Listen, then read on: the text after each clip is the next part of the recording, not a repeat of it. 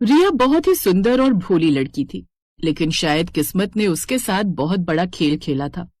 बचपन में एक भयानक कार एक्सीडेंट हुआ जिसमें रिया के माता पिता की मौत हो गई और उस हादसे में रिया की आंखों की रोशनी भी हमेशा के लिए चली गई। रिया जब अनाथ और अंधी हो गई तो गांव के एक भले इंसान नरेंद्र काका उसे अपने घर ले आए और अपने बच्चों की तरह पाल पोस कर बड़ा किया। रिया अब 17-18 साल की हो चुकी थी। नरेंद्र काका तो रिया से बहुत प्यार करते थे, लेकिन उनकी पत्नी कमला काकी को रिया का उनके घर में रहना फूटी आंख नहीं सुहाता था। वो मौका मिलते ही रिया पर तरह तरह के अत्याचार करती थी। ऐसे ही एक दिन, हे भगवान, जब तक इस लड़की को 4 बातें ना सुनाओ इससे कोई काम ही नहीं होता है, पर कर भी क्या सकती हूँ। इतना बोलकर कमला अपने कमरे में चली जाती है। समय गुजरता है और एक दिन नरेंद्र काका किसी काम से 2 दिनों के लिए शहर गए हुए थे। उनके जाते ही कमला काकी का जुल्म और बढ़ गया। उसने सुबह से रिया को एक निवाला खाना भी नहीं दिया। रिया भूख से तड़पती हुई रसोई के कोने में बैठी थी। तभी कमला काकी वहां आई और हाथ मटकाते हुए बोली, अरे ओ अंधी, यहाँ कोने में बैठकर मुफ्त की रोटियां तोड़ने के सपने देखना बंद कर। सुबह से घर का कोई काम नहीं किया है तूने। जब देखो अपने मरे हुए माँ बाप को याद करके रोती रहती है। चल जल्दी से उठ और कुएं से पानी भर कर ला, वरना आज रात को भी भूखी सोएगी।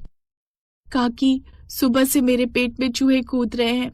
बहुत जोर की भूख लगी है। मुझे कुछ दिखाई नहीं देता, फिर भी मैं रोज चुपचाप घर का सारा काम करती हूँ। आज दोपहर को तेज धूप में भी मैंने सारे कपड़े धोए थे। प्लीज काकी, मुझे बस एक सूखी रोटी दे दो, मैं पानी भी भर लाऊंगी। हा, बड़ी आई रोटी मांगने वाली। तेरे बाप ने कोई यहाँ खजाना छोड़ रखा है क्या जो रोज रोज तुझे 56 भोग खिलाऊं? मेरे पतिदेव तो शहर गए हैं, अब यहाँ मेरी चलेगी। जब तक कुएं से पानी की 4 बाल्टी भरकर नहीं लाएगी तब तक तुझे अन्न का एक दाना भी नहीं मिलेगा। समझी या समझाऊं? कमला काकी ने गुस्से में रिया का हाथ पकड़कर रसोई से बाहर धक्का दे दिया। रिया बेचारी लाठी के सहारे रोती बिलखती हुई अपने कमरे में आ गई। भूख के मारे उसका शरीर कांप रहा था। वो बिस्तर पर गिरकर फूट फूट कर रोने लगी और अपने माता पिता को याद करते हुए बोली, पापा, मम्मी, आप लोग मुझे इस दुनिया में अकेला छोड़कर क्यों चले गए? देखो ना आज आपकी बेटी कितनी बेबस है। मुझे बहुत जोर की भूख लगी है, लेकिन इस घर में मुझे कोई प्यार करने वाला नहीं है। काका होते तो मुझे कभी भूखा नहीं सोने देते। रिया इसी तरह भूख से बेहाल होकर रो रही थी कि तभी अचानक कमरे में एक बड़ा चमत्कार हुआ। कमरे की खिड़की से एक तेज दिव्य रोशनी अंदर आई और पूरा कमरा एक अनोखी खुशबू से महकने लगा। ये खुशबू कोई मामूली खुशबू नहीं थी, बल्कि शुद्ध देसी घी के हलवे, गर्मा गर्म पूड़ियों और आलू की मसालेदार सब्जी और केसरिया खीर की थी। रिया ने चौंक कर उस खुशबू को महसूस किया और अपनी लाठी छोड़कर आगे बढ़ी। अचानक उसका हाथ एक गर्म बर्तन से टकराया। उसने जैसे ही अपनी उंगलियों पर लगी चीज को चखा, उसकी आंखों से आंसू आ गए। ये तो सूजी का हलवा और पूरी है, लेकिन मेरे सोने कमरे में ये आलीशान खाना कहाँ से आ गया? काकी ने तो मुझे रसोई में भी नहीं जाने दिया था। क्या भगवान ने मेरी सुन ली? हाँ, ये बिल्कुल सच था। रिया को अपनी उंगलियों से महसूस हुआ कि सामने ढेर सारे पकवान सजे हुए थे। उसने भरपेट वो जादुई खाना खाया और भगवान का लाख लाख धन्यवाद करके सो गई। अगले दिन दोपहर को नरेंद्र काका शहर से वापस आ गए। वो आते ही सीधे रिया के कमरे में गए। उनके हाथ में रिया के लिए शहर की मशहूर मिठाइयां थी। रिया बेटी, देखो तुम्हारे काका तुम्हारे लिए शहर से बालूशाही लेकर आए हैं। कल रात को मेरी बहुत तबीयत खराब हो गई थी, इसीलिए मैं आ नहीं पाया। मुझे पूरी रात बस तेरी ही चिंता लगी रही कि मेरी बच्ची ने कुछ खाया भी होगा या नहीं। काका की आवाज सुनकर रिया के चेहरे पर मुस्कान आ गई, लेकिन तभी वहां कमला काकी हाथ में रात के बचे हुए बासी दाल चावल की कटोरी लेकर आ पहुंची। वो नरेंद्र के सामने अपना अच्छा बनने का नाटक करते हुए बोली, अरे जी, आ गए आप। मैं तो अभी अभी संधी लड़की के लिए रात के बचे हुए दाल चावल लेकर आई थी। पूरे गांव के सामने मैं इसकी देखभाल करती हूँ ताकि कोई ये ना कहे कि हम इसे भूखा रखते हैं। पर जरा इसके कमरे का नजारा तो देखिए। नरेंद्र काका ने जब कमरे में देखा तो वहां कई तरह के शाही पकवानों के खाली बर्तन पड़े थे, जिनमें से अभी भी केसर की खुशबू आ रही थी। नरेंद्र काका और कमला काकी दोनों ही हैरान रह गए। कमला काकी का मुंह गुस्से से लाल हो गया और वो चिल्लाकर बोली, क्या बात है रिया, मैं तो सोच रही थी कि बेचारी अनाथ बच्ची भूखी बैठी होगी, लेकिन यहाँ तो तू रोज 56 भोग उड़ा रही है। हमारे घर में तो ऐसा शाही खाना कभी नहीं बनता। सच सच बता, इस गांव में ऐसा कौन सा तेरा चाहने वाला घूम रहा है जो आधी रात को चुपके से तेरे कमरे में ये सब देकर जाता है?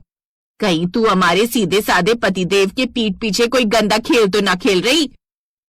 काकी बस करिए, भगवान के लिए रुक जाइए। आप मुझ जैसी अंधी और बेबस लड़की पर इतना घिनौना इल्जाम कैसे लगा सकती है? मैं अपने कमरे से बाहर भी नहीं निकल सकती, फिर मैं किससे मिलूंगी? मुझे खुद नहीं पता कि ये खाना यहाँ कैसे आता है। मुझे लगा था कि शायद काका ने शहर जाने से पहले मेरे लिए कोई इंतजाम किया होगा। कमला, अपनी जबान को लगाम दो। तुम एक 17 साल की अनाथ बच्ची पर ऐसा लांछन लगाते हुए तुम्हें शर्म नहीं आ रही? मैं अपनी रिया को अच्छी तरह जानता हूँ, वो बहुत साफ दिल की है। अच्छा, आप तो अपनी इस प्यारी भतीजी के अंधे प्यार में अंधे हो चुके हैं। मैं पूरे गांव को बुलाकर लाती हूँ। आज रात को सब दूध का दूध और पानी का पानी देख लेंगे कि आधी रात को इसके कमरे में कौन आता है। कमला काकी का जी जलन से जल रहा था। वो तुरंत बाहर गई और पूरे गांव में अफवाह उड़ा दी कि रिया के कमरे में आधी रात को कोई पराया मर्द आता है।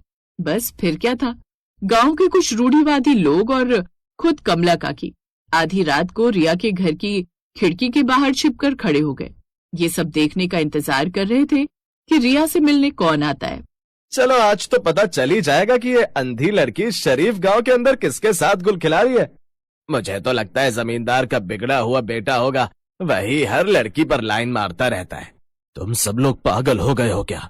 हाँ, मेरी इस लालची बीवी की बातों में आकर एक मासूम बच्ची के चरित्र पर कीचड़ उछाल रहे हो। भगवान सब देख रहे, तुम सबको इसका पाप लगेगा। थोड़ी देर में रात के 12 बज गए। आज पूर्णिमा की रात थी और आसमान में पूरा चांद चमक रहा था। रिया अपने कमरे में अकेली बैठी रो रही थी। काकी के तानों से उसका दिल छलनी हो चुका था। तभी अचानक पूरे कमरे में एक तेज दिव्य रोशनी फैली। खिड़की के बाहर खड़े गांव वालों की आंखें फटी की फटी रह गई और कमला काकी का मुंह खुला का खुला रह गया। रोशनी के बीच से 2 दिव्य आत्माएं प्रकट हुई। वो कोई और नहीं बल्कि रिया के स्वर्गीय माता पिता थे। उनके हाथों में स्वर्ग के जादुई भोजन की सुनहरी थालियां थीं। मत रो मेरी बच्ची, दुनिया भले ही तुझे अनाथ समझे, लेकिन माता पिता मरने के बाद भी अपने बच्चों का साथ कभी नहीं छोड़ते। जब तक तेरे नरेंद्र काका घर पर थे, वो तेरा पूरा ध्यान रखते थे, इसलिए हम शांत थे। लेकिन जैसे ही वो बाहर गए, इस लालची और क्रूर कमला ने तुझ पर जुल्म किया और तुझे भूखा सुलाया। हमसे अपनी बच्ची का ये दुख देखा नहीं गया, इसलिए हम खुद स्वर्ग से तेरे लिए ये जादुई खाना लेकर आए हैं। खिड़की के बाहर खड़े सभी गांव वाले ये अद्भुत नजारा देखकर थर-थर कांपने लगे। नरेंद्र काका की आंखों में श्रद्धा के आंसू थे, वहीं कमला काकी डर के मारे पसीना पसीना हो चुकी थी। तभी रिया की मां की आत्मा ने खिड़की की तरफ देखा और जोर से बोली, कमला, तू मेरी मासूम बेटी को बदनाम करने चली थी ना? सुन, दूसरों की बेटियों पर उंगली उठाने से पहले अपने घर में झांक कर देख। जिस बेटी पलक के घमंड में तू चूर है, वो इस वक्त मोहल्ले के एक आवारा लड़के के साथ घर छोड़कर भाग चुकी है।